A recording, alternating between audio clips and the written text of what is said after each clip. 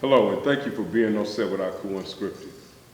Today I'll be talking to a comedian, writer, producer, radio host, and sometimes dabbling in the medical field. Hailing from D.C., Northwest that is, the legendary Courtney Black. Okay, look at you getting everything right. I tried.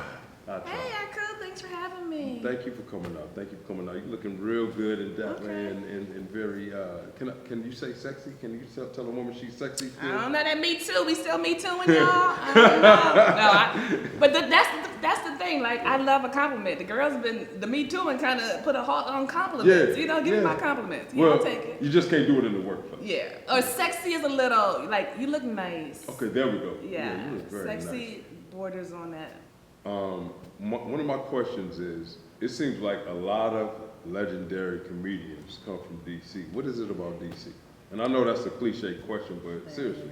D.C. is just a cool ass spot, so it breeds cool ass people. Can I cut something? Oh yeah, no doubt. Okay, yeah, so it's in our blood, our DNA. We're one of a kind. We're very individual, independent, go with our own swag. Right. We just have our own little swag. So, I mean, boxers have come. A lot of people have come out of D.C. That politicians, and yes, comedians, great comedians. I didn't start in D.C., so it is, funny. But of course, I love that lineage of my hometown. So. Right. Chocolate City, right? So would that still be considered Chocolate City, Northwest? Not with the gentrifications of America. It's the swirl now. it's White Chocolate City. So yeah, Okay. no, for real, because I had been gone for some years, and then my sister was like, "It's not the same." And I was like, "Girl, stop playing." And I went home, and I was like, "Where's my black people? What happened?" Wow, So, they got exercise to Cleveland or something like that. It's changed. Not Cleveland. Well, tell me, so what's your background growing up? Where'd you start? Where'd you grow up? Grew up in D.C. in Northwest. Went to private school my whole life. What else? Went to school your whole life? Private Any school. siblings? Yes, I'm the youngest of two, a sister and a brother. A sister and a brother? And so nobody in your family did comedy or? Oh no, my parents are from the South, from South Carolina, moved to D.C. Both of them grew up with that mentality, education, nothing's more important than education, gotta have a career, college, books, study. Yeah. We had to study every night, watch the 7 o'clock world news.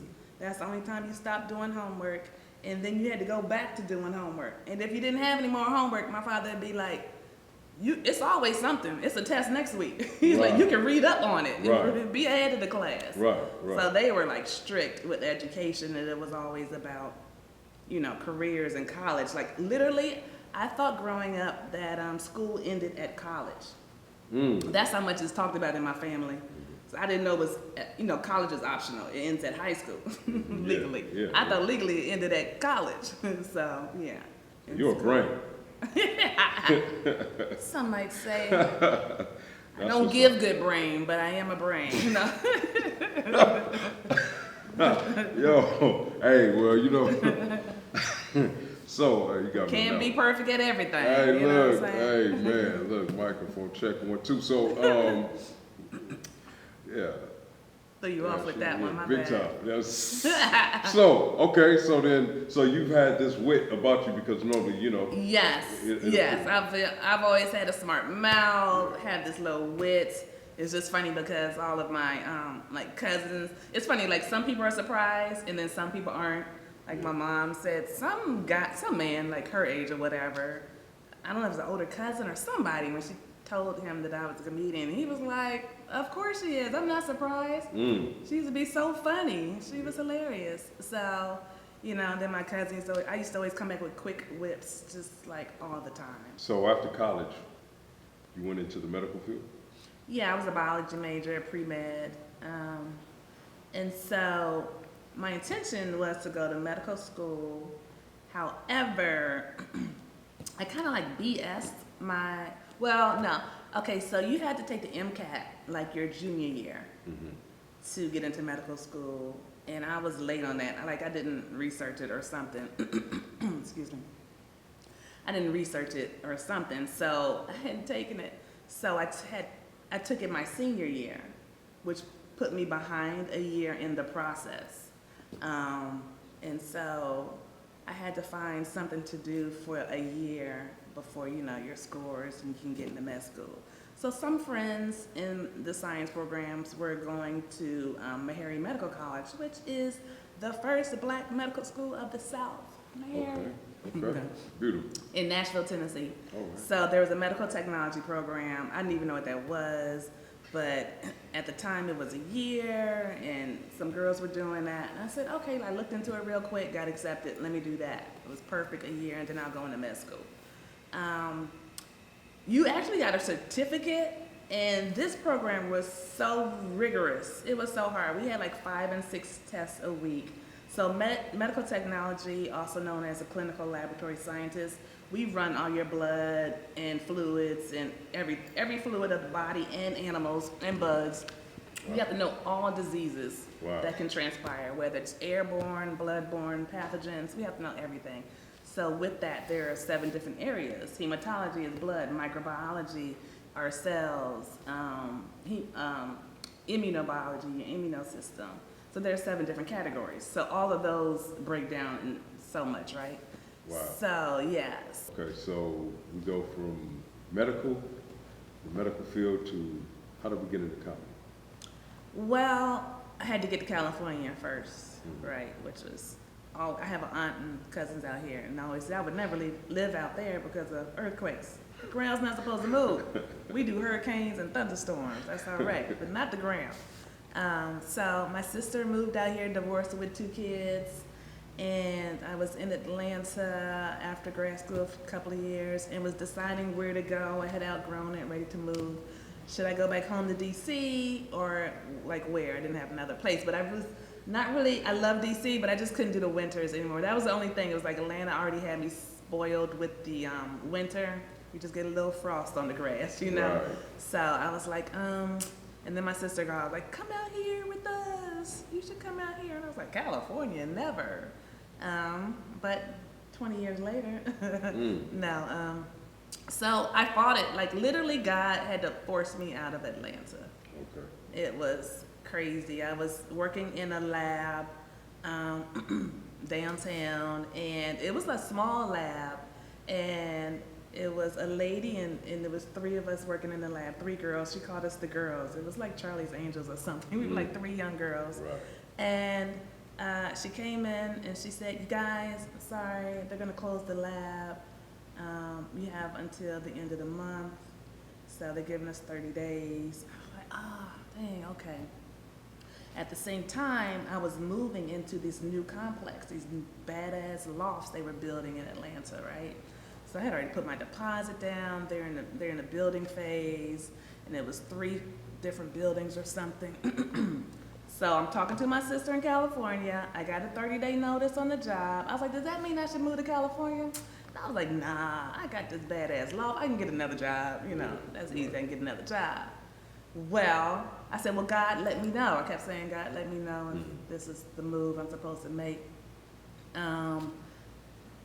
It's all in a week's time, but I get kind of confused, these 3 events.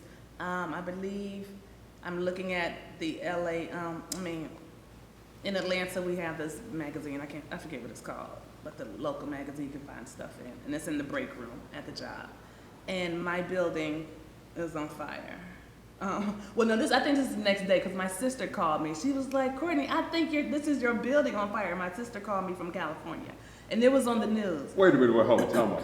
Your sister way in California seed your house. That's your how place big in the fire was. It was a huge crazy. ass, a new complex. It was a tall, what do you call it? Not skyscraper, but it was a tall building. They had 3 of them in this whole new development. They were developing a new area, you know what I mean? So it made the news out here.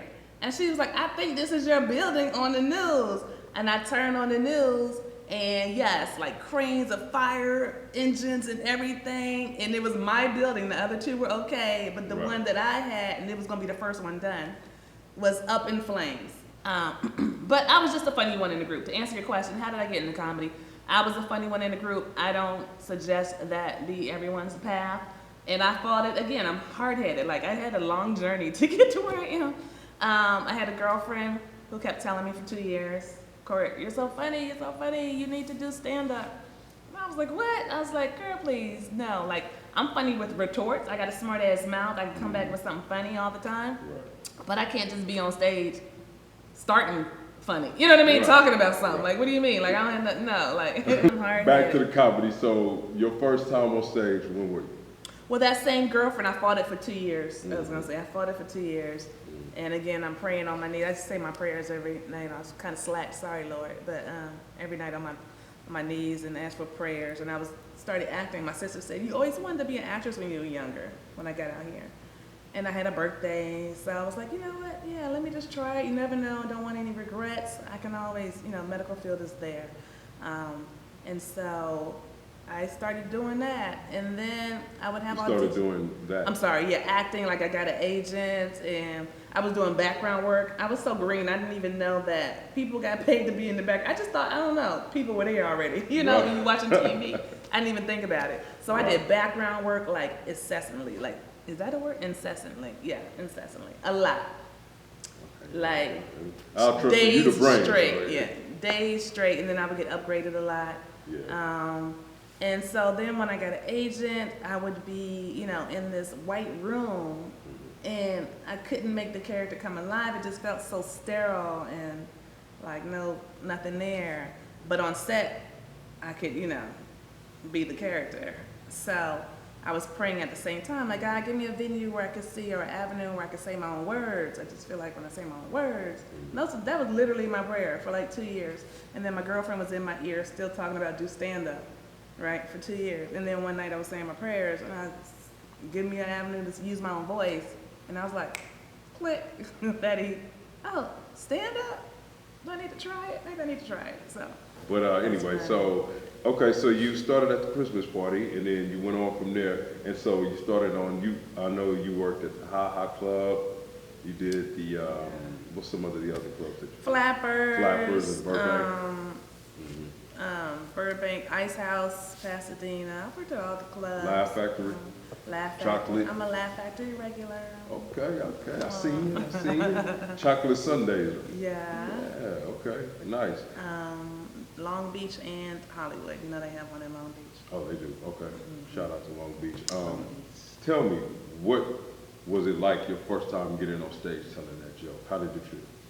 At that comedy? At that Christmas party? No, not at the Christmas party. Oh, when I finally get to a club? Yes.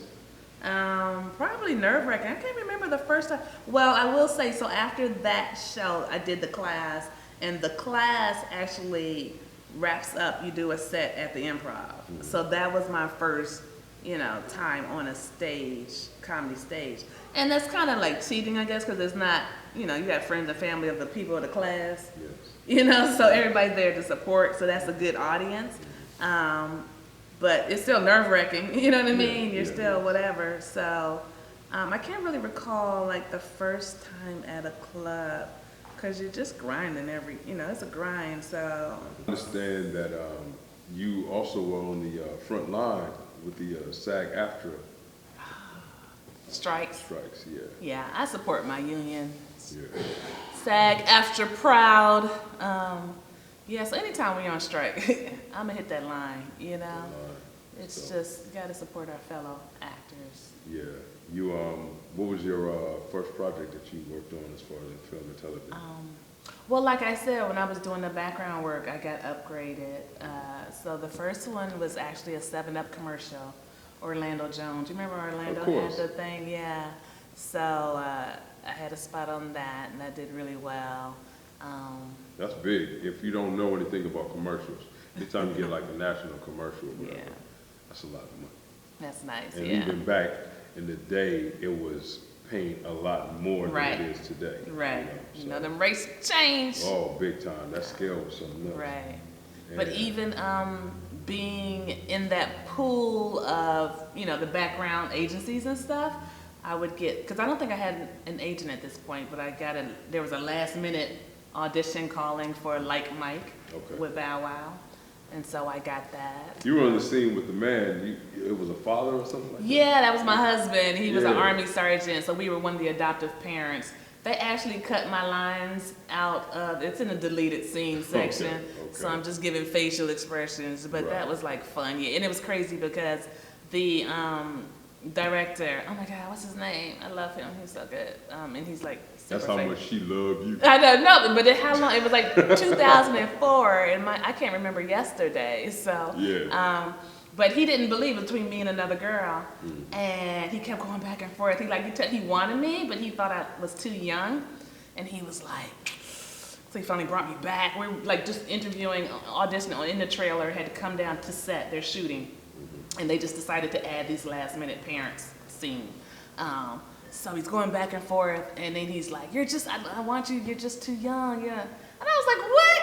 That's what it is? I said, all right, let me pull up my ID. I'm older than I look, black don't crack, but you can't tell nobody. I had to kill you type shit.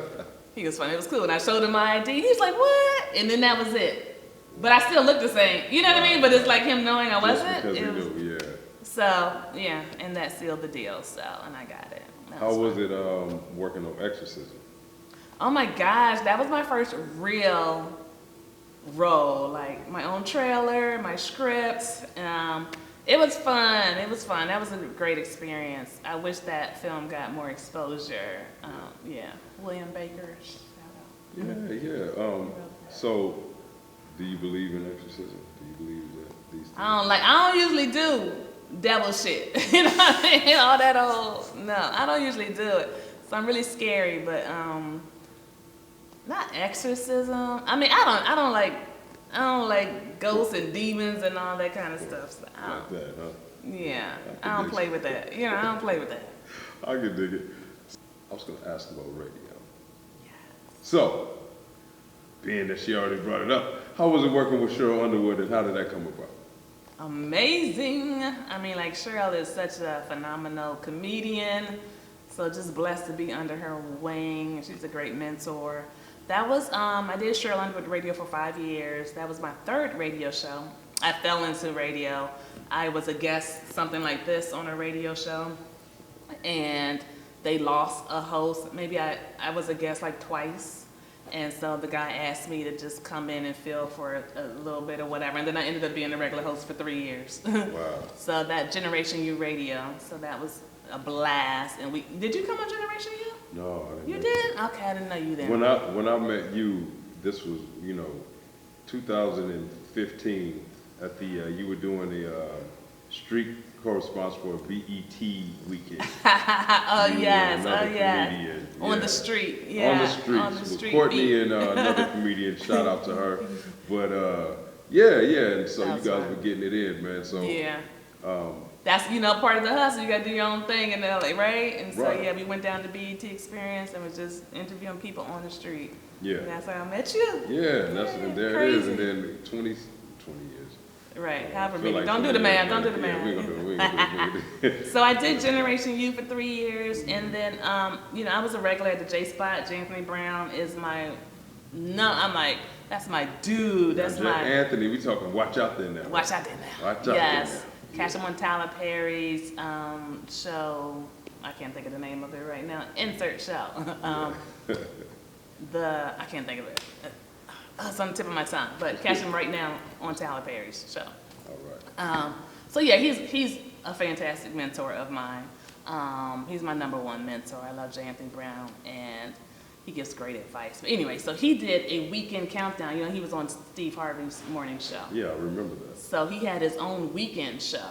He did a weekend countdown. So I was his co-host Wow. on that. Yeah.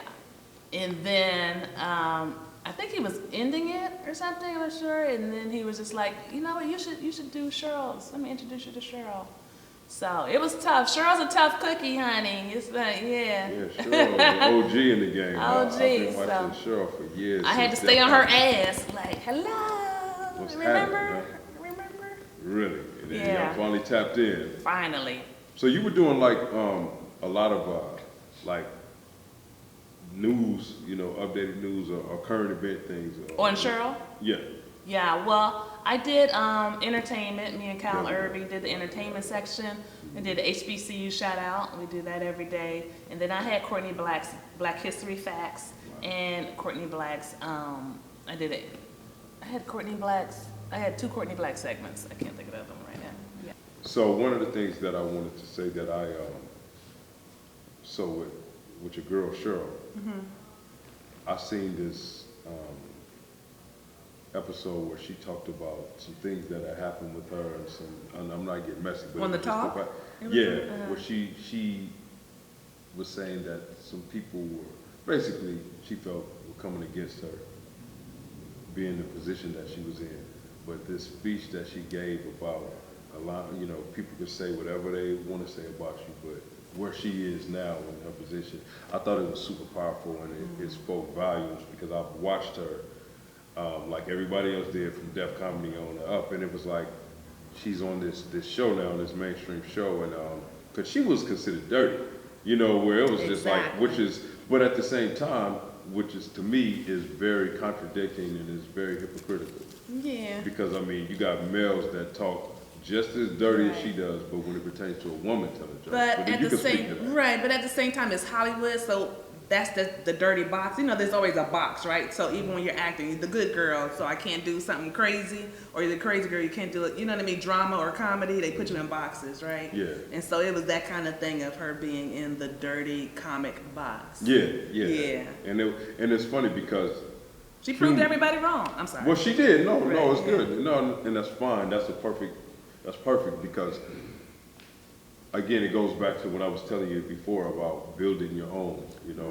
It's yeah. like we come from an era where being greenlit from certain studios, whatever, in order to say you're good enough. It's okay, Right. yeah, you can do it. Right. But then you have now this new era where people are shooting their own stuff, producing their own thing, and we don't have to wait on nobody Exactly. anymore. And that's where Like it's at. you. Hey, unscripted, baby. No, that was so. Hey, but anyway, was perfect. Yeah, but I mean, and it's the same with you. So you working in animation now.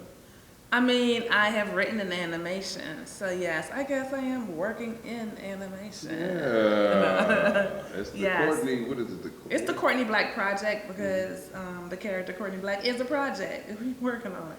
So she's trying to get her life together. But yeah, so Tell me about the show. What is it about? I wrote a script loosely based on my life. It's a comedian, and so what happens in her daily life, she takes to the stage, of course. But she has her best friend from high school has just gotten out of jail, and so she's living with her. She has to move in with Courtney. There's a neighbor who's a guy, James, with newly divorced with his 8-year-old son, Kendrick, and so they have little bonding issues. Kendrick is still a little mad, but Courtney is like a sounding base for him, so he's always over our house. And just the shenanigans that go on with that. We have a Jewish couple who are our neighbors, nosy and but give advice, and always on top of the neighborhood. Yeah. And you created this. So you're not waiting for anyone to tell you yay or nay. No. That's beautiful. Yeah. So when should we expect to see it? Well, I'm shopping it, so I shot a trailer. I wrote the script, I shot a trailer, a little teaser, and shopping that. Shot my special, so I'm shopping that, and then I have another show for an episodic of comedians, 3 comedians, like a week, a series. So. Yeah, I remember. So you also have a special that's unreleased, or I could be wrong, but I attended it. Yeah, so that's the one I'm like my comedy special. So we're still in the post-production phase. Okay. So what's the name of it? So just Well, just Standards. Yeah, no, I can say it. The name of my comedy special is Standards. Standards. Courtney Black. Stand alone. Stand up. I remember. Standards, like you gotta have standards in life and in general. So. Yeah. You had and it was a great turnout. Well, thank you. Beautiful I venue. forgot you was there. So. Man, you forgot a lot of things. You forgot we met. I told you I can't remember yesterday. Man, My mind is shot. That brain, man. Boy, y'all big brains. Y'all be all over the place. Exactly. My question to you to end this is, what's funny? What's funny? You funny. No, I'm just playing. You funny looking. No, just say that when you 5. No. What's funny? Funny is relative, right? And that's why comedy is so hard. What's funny to you may not be funny to me, may not be funny to him, may not be funny to, right? So that's where just being yourself, and what I have learned, a comedian just taught me, just be Courtney Black, because Courtney Black is funny. I like that. I like that. I like that. And lastly, Courtney Black is funny, but what makes Courtney laugh? Ooh, what makes Courtney laugh? I'm silly and I can be goofy, so yeah, like silly stuff. If you trip and fall, I probably would laugh. But also, if you have just good stories or just something really happened, like that's crazy. What? That's hilarious. So just real stuff, like something that happened during your day or whatever. I love those kind of stories. That's what's up. That's what's up.